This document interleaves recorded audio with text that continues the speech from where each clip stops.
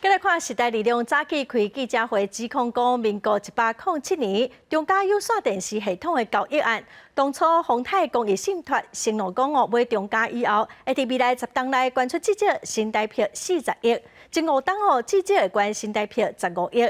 也毋过，遮尔侪档过去咯，这承诺根本就是无影。伊嘛质疑讲 NCC 护航。107年的有线电视系统中嘉变国案，迄当阵引起各界注意。宏泰集团透过公益信托林玉玲、宏泰教育文化公益基金，持有泰和调量公司的子公司石调加转型公司，等于是间接投资有线电视系统中嘉，要甲一半股权。伫迄当阵，宏泰公益信托答应讲，伫未来10年履行至少40亿的公益支出。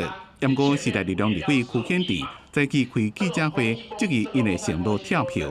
除非2023年宏泰公益信托一口气捐出7亿，否则5年15亿的承诺就即将要跳票了。在这个过去的支出里面更有高达75%啦，6.25亿，竟然是捐给自家的基金会啊！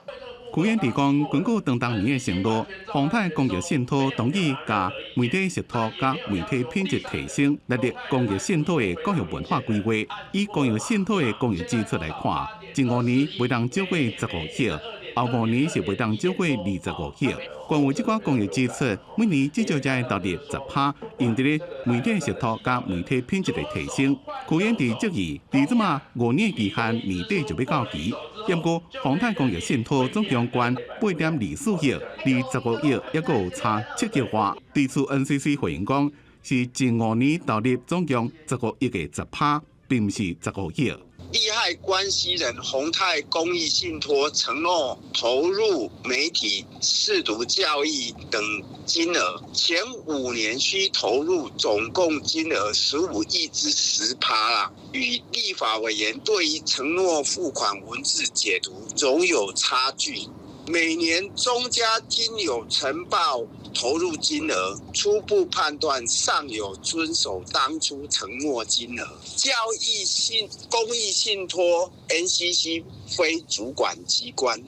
NCC 讲，以当年委员会议的记录来看，宏泰公益信托的公益支出加立法委员的年底承诺付款本利的改套年底有差距，再加上公益信托的主管机关并不是 NCC， 所以无法度加做回应。